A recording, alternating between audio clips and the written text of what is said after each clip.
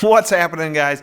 Today's video is about living a lecture, and you might be saying, what is a living lecture? This is as simple as it sounds. It is about bringing that idea, that concept, that lecture, that unit, that lesson, whatever you're doing. How can we bring that to life? How can we add a moment where students sort of are immersed in an experience around your idea? I hope you stick around because I think this video is going to be phenomenal.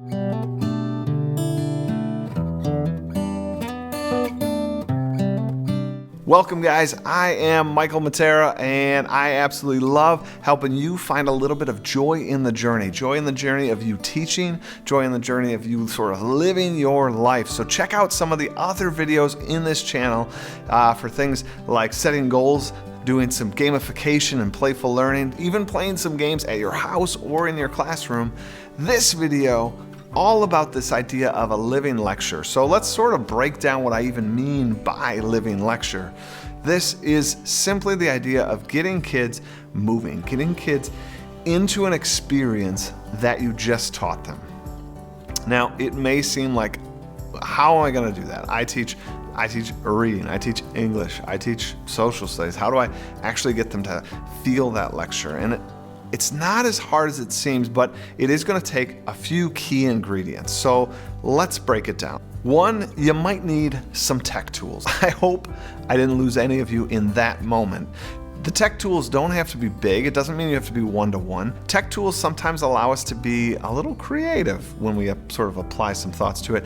I used a tech tool here in the example for my living lecture that we're going to use for this is I tried to recreate sort of the Battle of Salamis, this big naval battle, but I tried to reenact it here in the classroom without taking too much time, and I needed these key ingredients, and one of them is technology.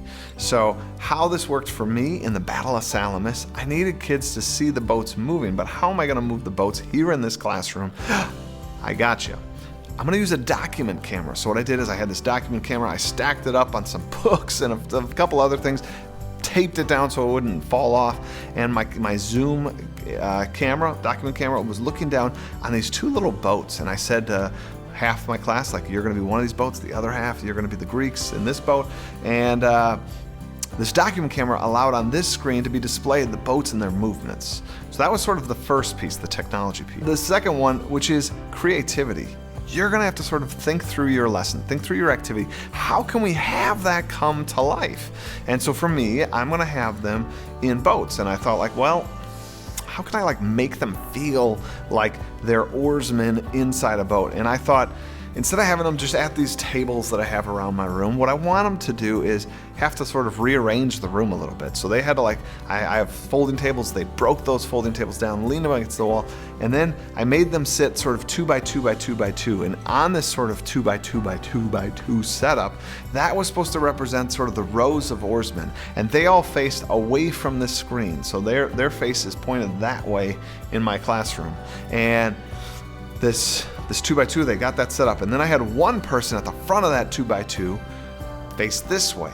They can see the boats up on this screen. So now when the oarsmen start to row in a little bit, I'm going to be basing their boats' movements on what's happening out here. If I see them rowing in unison, doing what needs to do, stop on one side so the other side can row even harder, and then we can kind of do a turn. If I see those things happen, I'm going to make it happen with the technology.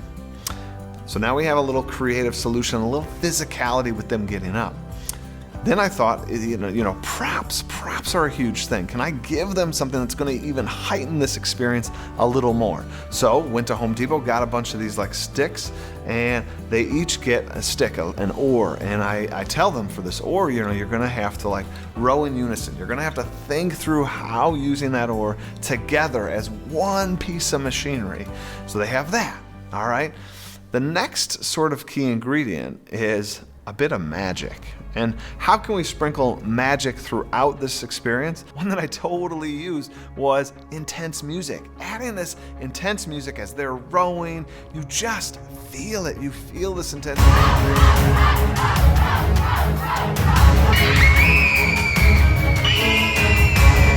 Feel this intensity. Your heart races, and you know what?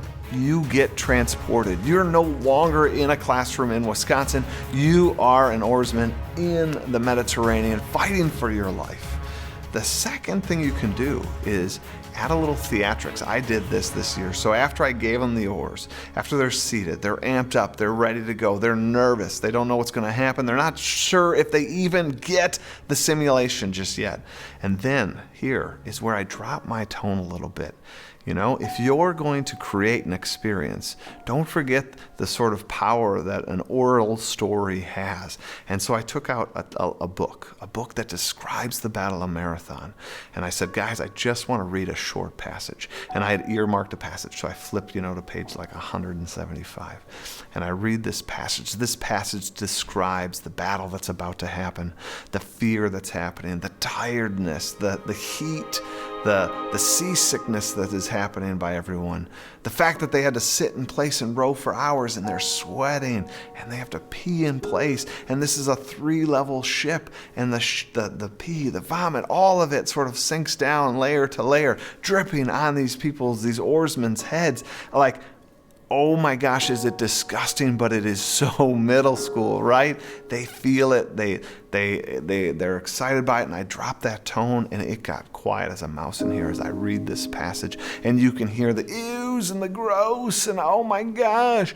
And then I'm like, are you guys ready? And I turn up that intense music. Now, a piece that I didn't add that I think I totally want to add next year is I want to get one of these little spritz water bottles and set it to that like general mist, right? So no one gets blasted with a hit. It's not like a water gun, but I want to add a little like stress to the thing and make them actually feel a little bit like they're at sea. That's for next year. But what I did do is I had the intense music. They're rowing, they're working as a team, and they had that little moment where I told them the story. All of this was sort of the capstone to already understanding the Battle of Marathon. They had already sort of read about it. We've already sort of discussed it in class. We have 70-minute classes here, and this experience was sort of the last 15 minutes. That's all it took was 15 minutes to make this lecture go from something that was cold, something that was just a data point, and into something alive, something that was breathing. It was an experience. And guys, I gotta tell you, like that whole idea, where like getting somebody to do is so much more powerful. It is so visceral. They remember this because they truly experienced it. It was a little bit like you were there.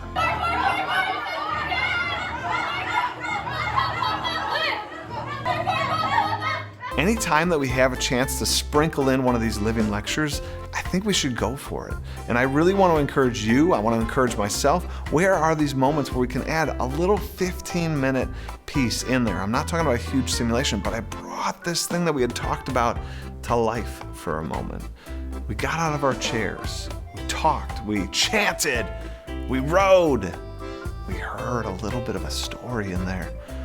We had that epic music. All of it together produced hopefully a memory for my students, and hopefully something that made them connect to an event thousands and thousands of years ago. It upped their empathy, it upped their discussions afterwards. I absolutely loved it. I would love to see you try to add a living lecture to your next lesson or one coming up. Down below, if you could put in the little doobly-doo down below there, your thoughts on living lecture, your idea about this particular video, ways you have already sort of upped a moment like that. Share those ideas so that we all sort of can benefit. I love hearing from you guys. I've answered every single comment down below, so I would love to answer yours. And as always, if you could give this video a thumbs up, that really helps the algorithm share this vlog with others and this channel. As always, I invite you to also become a subscriber. Hit that bell if you want to know when my latest videos come out. Love to see you there. As always, have a great day. That's all I got for you now.